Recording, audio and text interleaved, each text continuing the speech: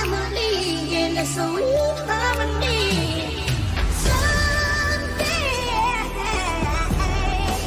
we'll all be free.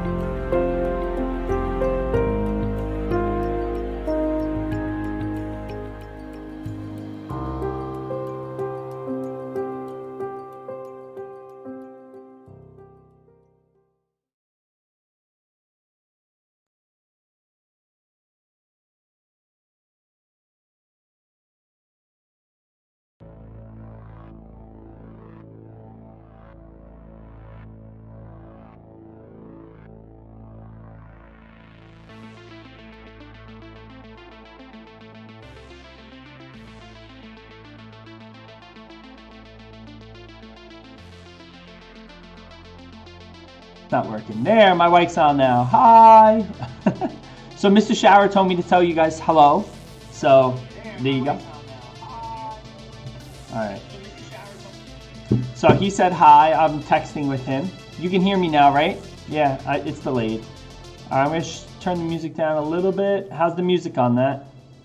All right, so a couple things today I wanted to talk about. First thing is we're going to be learning all about war at home. The second thing is we're going to be going over the new Google Classroom thing because there was a lot of confusion with some kids with the question of the day. So I've decided to simplify it. All right, so what we're going to do now, hi Allie.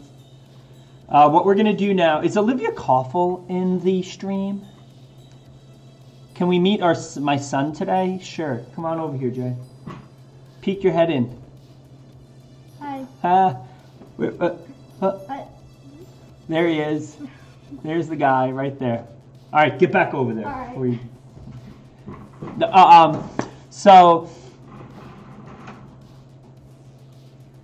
you saw me yesterday getting food at Tony Sushi. Is that true?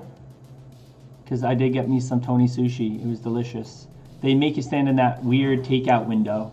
But anywho, that's the call of the times, I guess, which we're going to be talking about today. So, question of the day, how I'm going to simplify it is on Google Classroom, you're going to notice I added a,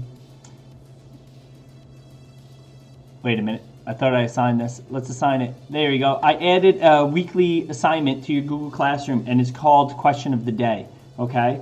And on Question of the Day, I attached a Google Doc, and all you're going to do is throughout the week, as you watch my videos, you're going to answer the question of the day in that Google Doc. And I'll check it several times a week, and this way I definitely can see if you're following along, keeping up. And that's how, because Dr. Reggio and the school, they want us teachers to start to identify kids. See, hold on. Question of the week. There we go. There it is. Right here. It's going to look like this. And then you click on it. And it'll take you here, and then you're just going to write your answers in right there, okay?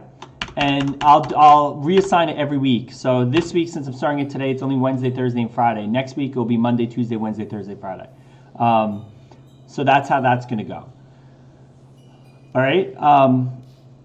This way, there's no confusion. And what your school wants me to do, what Senator Merchant wants me to do, is they want us to start identifying students who are not participating, because now that we're doing this from home, I can't just call on you in class if I notice that you're not participating. So what I'm going to do is, this is one way I'm going to see that you're participating. So if you're filling out these questions of the day, not only are you getting graded on them, but also we're going to see if you're participating. So if you're not watching my live streams, if you're not watching the video after the fact, if you're not filling out the question of the day, that's when we're going to start reaching out to your house and try to find out what's going on, because we're supposed to be Mr. Shower's in the stream. Is that true? That would be amazing, Mr. Shower. Okay, so let's get on with our lesson, right? So, oh, by the way, a public service announcement, mods, if you could please post this a few times today in the chat throughout the day. And that is tomorrow, it's going to be a little earlier than 10 o'clock, because on Thursdays, the 8th grade team live streams, and we have a video conference to see how we're doing. So tomorrow our stream is going to be at 9:30, okay? And I have to be off by 10 because that's when the 8th grade teachers live stream. So just be aware that tomorrow on Thursdays it's 9:30. Every other day it's about 10 o'clock. All right, so let's see what we're doing here. I got to figure out the zoom in here. Actually, you know what? We're going to go big. There we go. All right. So yesterday we talked all about big battles in World War II. And you know, D-Day and the big battles against the Nazis. We always talk about Germany and the European theater during World War II. What never really gets talked about a lot is the Pacific theater with the Marines. See, back in World War II, if you joined the Army, you usually went to Europe and you fought in Europe. You did the Africa campaign against the Nazis. You attacked Italy and went up the Italian boot. And of course, D-Day and Normandy, the Air Force, all throughout Europe, big time. Where the Navy and the Marines, they were all Pacific theater. Doesn't mean that every Marine was in the Pacific theater, but most, if you were in the Navy, you probably were fighting the Japanese. And if you were in the Army, you probably were fighting the Germans and the Italians. So a real quick review of some of the big islands here, right? One of the major strategies that General MacArthur had, right? Now, we haven't talked about this yet, but there are a few really important characters in World War II. Not only is there FDR, the president, but there's also Dwight D. Eisenhower. He's the head general of the European theater. And then there's General MacArthur, who is the head general of the Pacific theater. And MacArthur is what our local airport is named after. Now, MacArthur comes up with this island hopping campaign. They're going to basically, instead of attacking right for Japan right away, since Japan has imperialized the whole area, they're going to jump from island to island. And so here, you can take a look up my slide here. I have the Pacific Ocean. You have Japan. Tokyo is the capital, right? And then we start on Midway, we jump from Guadalcanal, Iwo Jima, Okinawa, and we just keep basically having these battles from island to island to island, and it goes throughout the entirety of the war. In fact, war against Germany ends in June. So months earlier, Germany falls, and the war is over in Europe. It's called VE Day, Victory Europe Day. But World War II itself doesn't end until August when the Japanese surrender. So, little review, little map work. I love looking at maps. I don't know why my whole life. I just feel like I totally get a pirate, because the idea of looking at maps and cartography and like it just screams adventure to me, and I just love looking at maps. By the way, this I don't know how to pronounce it. Liet Gulf right here is the largest naval battle in human history. So it's pretty crazy. All right, so today what we're going to be talking about is Wednesday, April 1st, is the home front, right? So we've been talking about war over in Europe and in the Pacific, but now we're going to talk about what's happening in America at home. And what you're going to see is there's actually some similarities between today with this COVID-19 business and the war. I'm in big screen, so I'm going to take a look. How's it going in chat? Are there any questions about yesterday in the battle? Derek, what's going on? Stop saying Steven in chat, please. Thank you.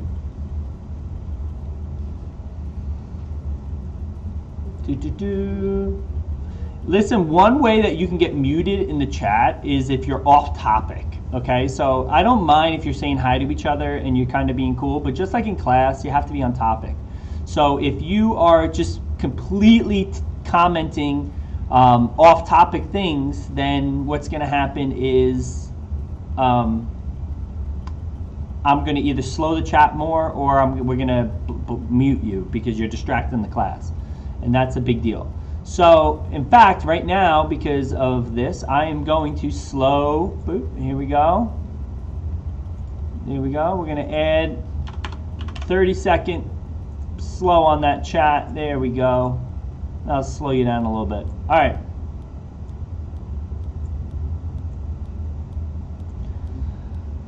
Oh, look at how many Mr. Vultures do you guys see? What? Hi. Hi. That's embarrassing. Okay, we're moving on. Here we go. The question of the day is basically at the end of every video, I'm going to start asking a question that I want you to respond after. So it's just showing that you watched the lesson, and it's showing that you're like kind of understanding what's going on. Okay? So, yeah, 6 Vultures. All right, here we go. Continuing the lesson. War at home. All right, so the first thing we need to realize is mobilization at home. Just because soldiers are at war, there's so much stuff behind the scenes that people need to do to make sure the soldiers are able to fight with the right equipment and the right materials and things like that. When I was in Iraq, when I was in the military, for every soldier that fought, there was like 5 soldiers that supported that one soldier that fought. There's the people who do the paperwork. There's the medical people. There's the cooks. There's the people who do the laundry and the make the uniforms. There's the people who fix the trucks and the weapons. So there's all the support around that soldier that really do it. If you kind of think of it like this. If we're going to add a slide here, right? And then we're gonna add let's add a circle, right? We're going to add a circle, and we're going to type in infantry soldier. Okay? And then for every infantry soldier, there are connections to this. All right? Bear with me a sec. There we go.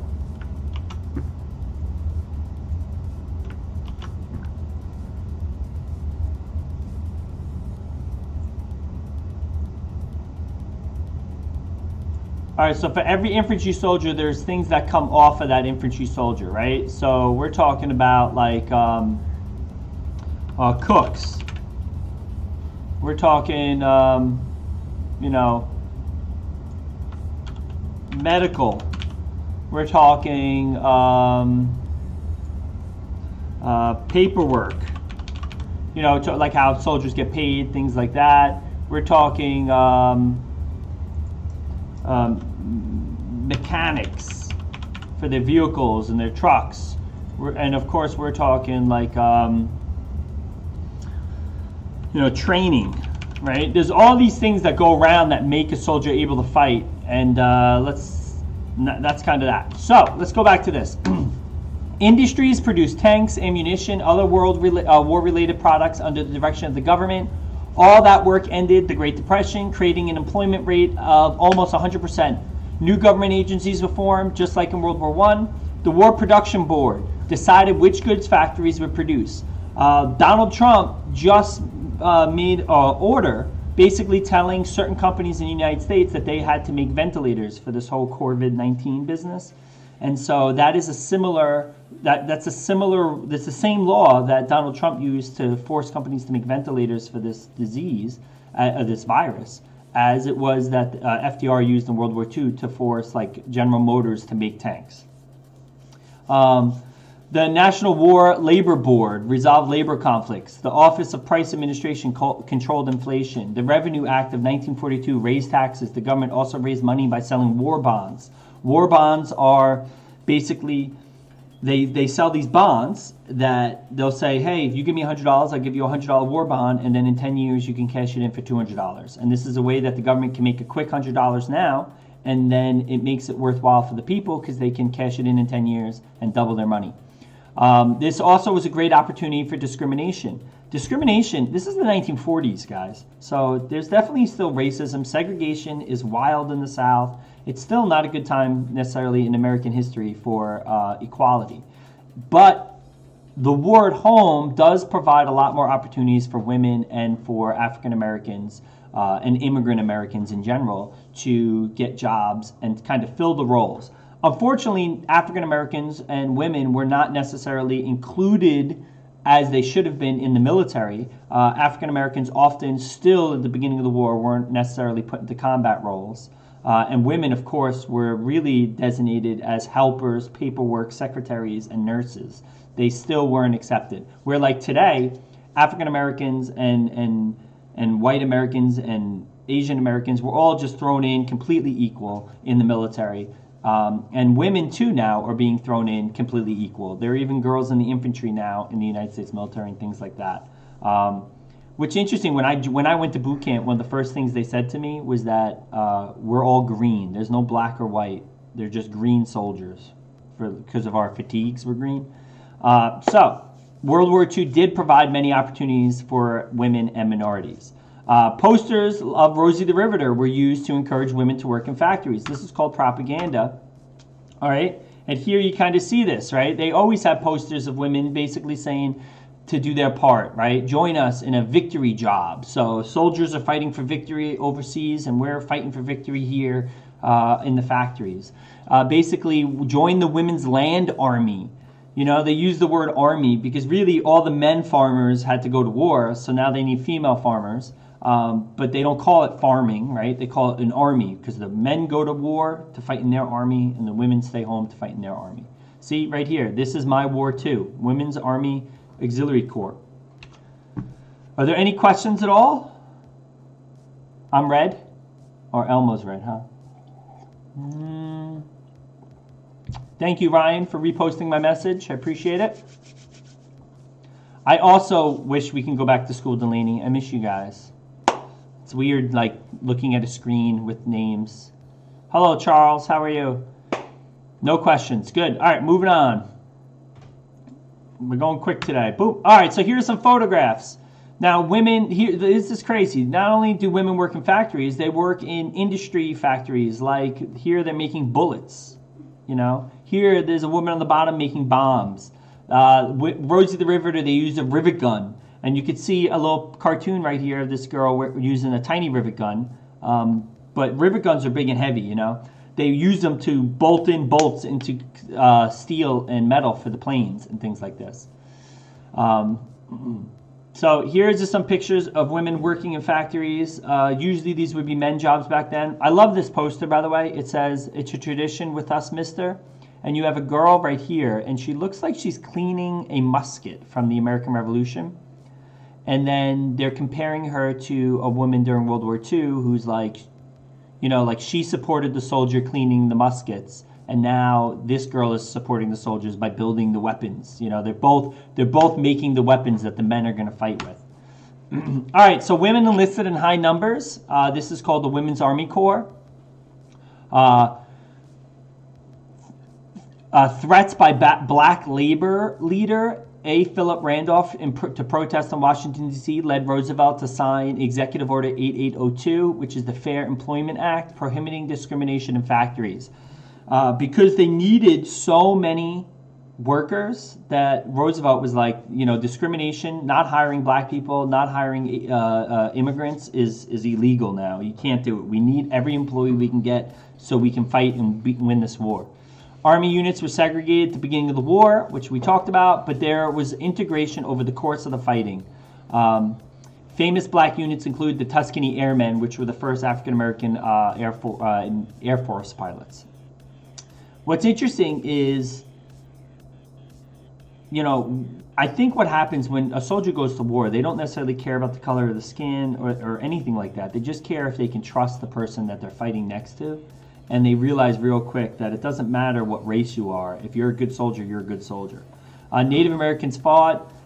They also created unbreakable secret codes based on the Navajo language. There's a great movie called The Wind Talkers, which is about how the Native Americans, especially the Navajo, they use Navajo Native Americans to communicate over the radio in the Pacific, and the Japanese could not break the code because it wasn't a code, it was an actual language, and the only people who spoke that language were Navajo Indians.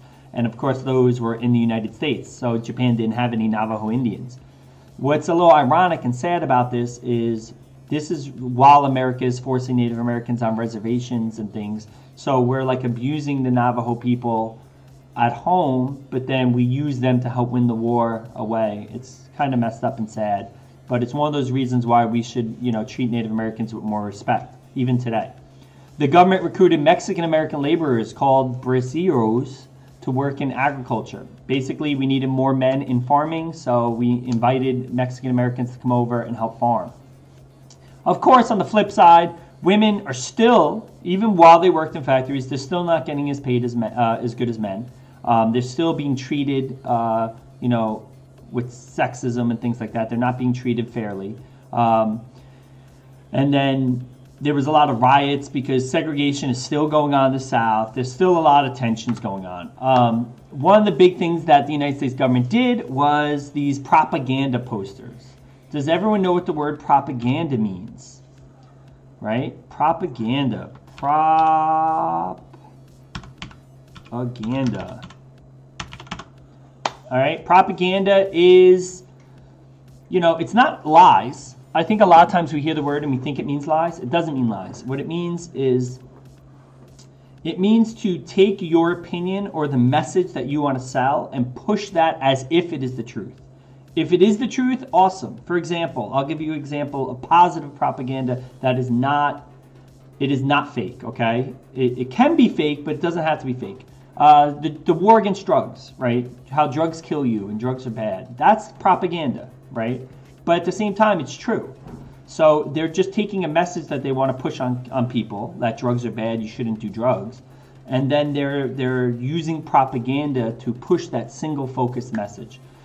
Sometimes propaganda can be fake. Sometimes propaganda can be true. The idea of propaganda is that it is focused, laser sharp focused, to get you to understand the point that the person's trying to get across. That's right. It's like goldfish. They don't smile back, but it pushes a message That is correct. That is awesome, Chris. All right, so let's look at some of these propaganda posters. Here we have up here, of course I can, right? Because this is one thing that we're going to talk about with the question of the day, which is a lot of people at home during World War II were asked to make big sacrifices. One of the sacrifices was rationing, basically meaning you couldn't just buy as much as you wanted. You couldn't just eat as much as you wanted. Because a lot of that stuff needed to go to the war effort. You know, factories aren't making things for people to buy as much anymore, and now they're making weapons for soldiers.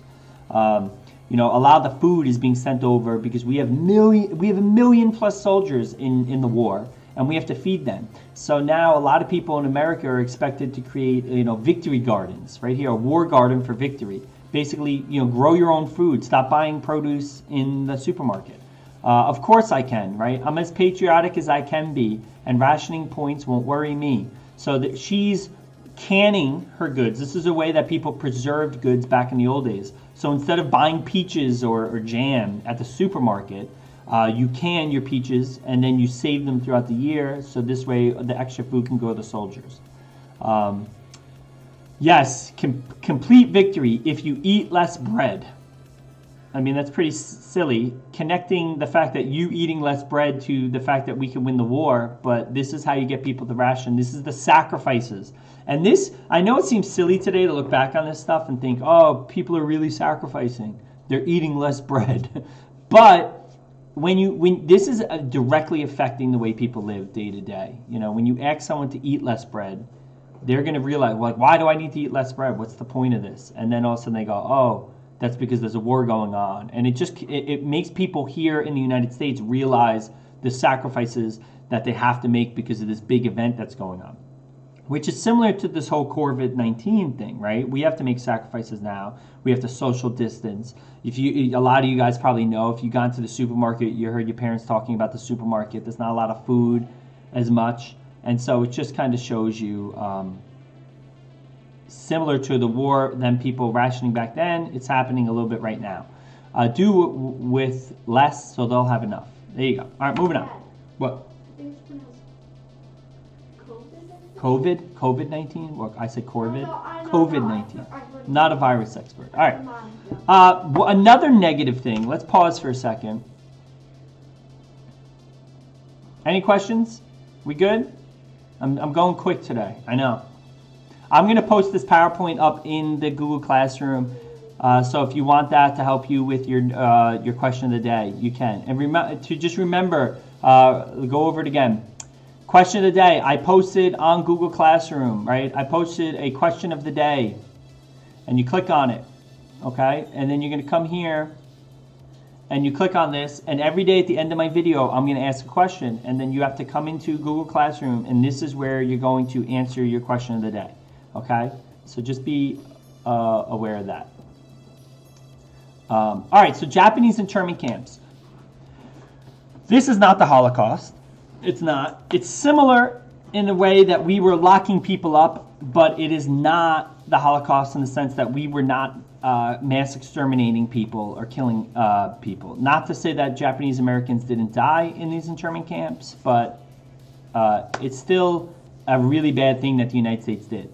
And one of the things at home front that we need to talk about is the Japanese internment.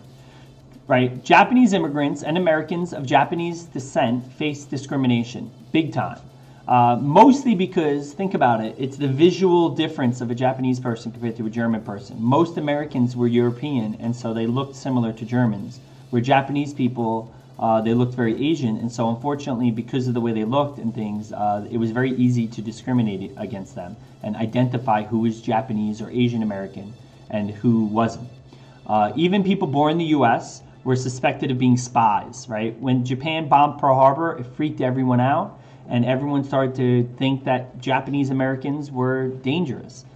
In February of 1942, which is really a couple months after Pearl Harbor, Roosevelt issued Executive Order 9066, probably his worst thing Roosevelt ever did, forcing Japanese Americans to leave their homes and move to internment camps. In 1944, in the case of Korematsu versus the United States, the Supreme Court upheld this as necessary. So they said that during the war, they were going to take Japanese Americans, mostly on the Pacific coast, and relocate them to Middle America and put them in prison camps. We're talking little kids, adults, grandparents, all Japanese Americans. It was really messed up. And what ended up happening is they put them in these like barracks. They all lived together. It was not clean. It was dirty. They weren't fed properly. They weren't educated properly. And probably the worst part of it is that when the war ended and they let the Japanese go home, their homes were gone. Like, think about it. They left in 1942, and then they didn't get home until 1945, and that's 3 years. And so the homes were sold away, and other people, oftentimes they got home and they found other people living in their house, and it just destroyed an entire generation of Japanese Americans, and it was really sad. I did plan on showing you guys a video today, but for copyright reasons, I'm not. So what I'm going to do is I'm going to post that video in the stream on my Google Classroom. So if you want further things about this Japanese internment, it's a TED Talk. You can go check out that video and look at it. It's super informative. So in 1942, the 442nd Regiment Combat Team was created and composed of Japanese Americans. They served heroically during the war in Europe, but were not allowed to fight in the Pacific. So we did recruit some Japanese Americans to fight in the army, but again, we sent them to Europe to fight the Nazis because we didn't trust them, which is so stupid, in fighting in the Pacific. Over 40 years later, Congress admitted that the internment had been wrong and made a formal apology. So Ronald Reagan, actually, I think it was 1988, he actually made a formal apology, and it was probably the worst thing Roosevelt ever did. So there you go. All right, so the question of the day. You know, with COVID-19 and the quarantine, what are similarities to the sacrifices that we are making today to the sacrifices people made during World War II on the home front? Normally, I don't get to ask this question because this is what we're living in right now with this whole social distance quarantine thing is crazy. And, you know, last year, kids had no way to relate to these rationing or anything like this at all. But today, I think you guys do because of what we're going through. So we're going to use that for our advantage to learn from it. So I want you to make some similarities to what's happening today to what happened to people during World War II at the end of that war. I'm going to post this question into your Google Classroom. There we go. I'm going to write that this is Wednesday's question.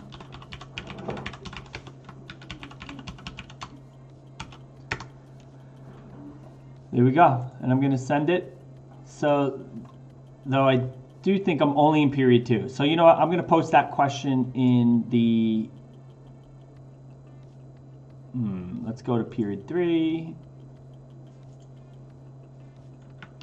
There we go. Hold on. Are there any questions at all? I'm going to take a minute to write this down, and then I'm going to look at the chat. All right. So if there are any questions at all, please post them in the chat, and I will answer them. Tomorrow, I'm going to be talking to your teachers. So just be aware of that. Hello, tomorrow the stream will be for 10 a.m. That's true. Stream at 9:30 tomorrow. COVID-19. Sorry, Allie. My wife was yelling at me from upstairs. It's not Corvid. It's COVID. Yeah, I'm not. My son, my 9-year-old son, is next to me saying, "Dad, you're saying it wrong." So, Allie Gilroy, you are correct. Alex, yes, clean your hands. Smart. Any questions? Delaney, do you submit the question of the day at the end of the week? I would like you to submit the question of the day as you watch the videos. Just go back into that document and keep adding it. I'm going to be checking your work. So if you look over here, hold on. Like if I go to classwork and I go to question of the week, okay, and I say view the assignment, I see everyone. See? I have everyone here. So what I can do is I can click on it. And then as like Evan, for example, as he writes it, I can see how he's doing. So I wouldn't wait to the end of the week because I'm going to be checking it throughout the week. So as you watch the videos, I would like it if you answer the question every day. If you miss a day, I'm going to be lenient, but I would like it if you did it every day. That would be good. There you go. Any other questions? How did they know if the Chinese or Japanese? They didn't really. I mean, they did based on like the community and the people. They knew where the Chinese immigrants tended to live because people tended to live like in Chinatown where Chinese immigrants lived by other Chinese immigrants. But the truth is, Chinese people were probably often treated poorly too because of the ignorance of Americans back then thinking that Chinese and Japanese people were similar. We talked in class that Japanese and Chinese people, especially during this time during World War II, didn't necessarily get along at all because Japan had invaded China and were like killing millions of Chinese. And so, but in America, they definitely did get wrapped up into that discrimination. Are there any other questions?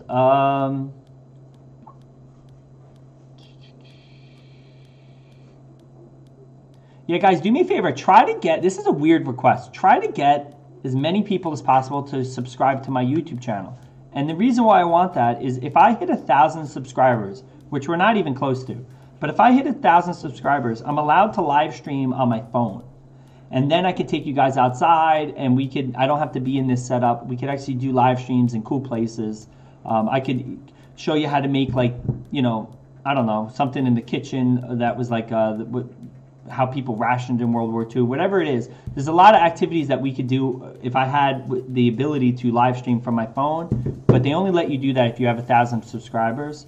So please have 1,000 subscribers. Is Marcellus in the chat? Marcellus, are you here? I'm going to make the... Kyle, it's a little inappropriate, Kyle. Watch yourself. Hey, Marcellus. It's good to see you, man. So I noticed that some people are here and some people aren't. So if you notice that a friend is not making the chat, I definitely try to get them at least a couple times a week. Try to get them here live because it's just super important to like be able to talk to each other and ask questions.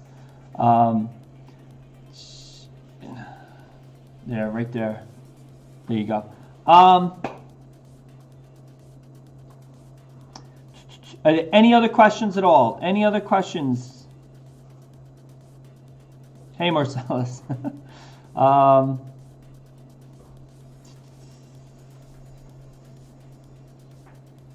your parents subscribe. They can watch these too. Any other questions at all? No? All right. So that's it for today. So I'm going to basically, there's your question of the day. Every day we'll have a question of the day, and you're going to answer it as you go. Again, tomorrow the stream is at 9:30 because I am meeting with your 8th grade teachers tomorrow at 10. If you have any questions for any teacher at all, please let me know and I can ask them. I know there were some questions about Mr. Spicer and how he is doing his work. I think it's through Google Classroom. But if you have any questions at all, I'll write them down and I'll ask. I can't bring my PC outside, Matthew. That would be, look at this. Like, it's too big. Can't bring it outside. Can't bring it outside. Not going to work. All right? So, I don't want to use the subscribe bot, but I appreciate it, Chris. That's funny. All right, so that's it, guys. You have yourself a good day, and make sure you answer the question of the day. And that's it, guys. I'll see you later. Bye.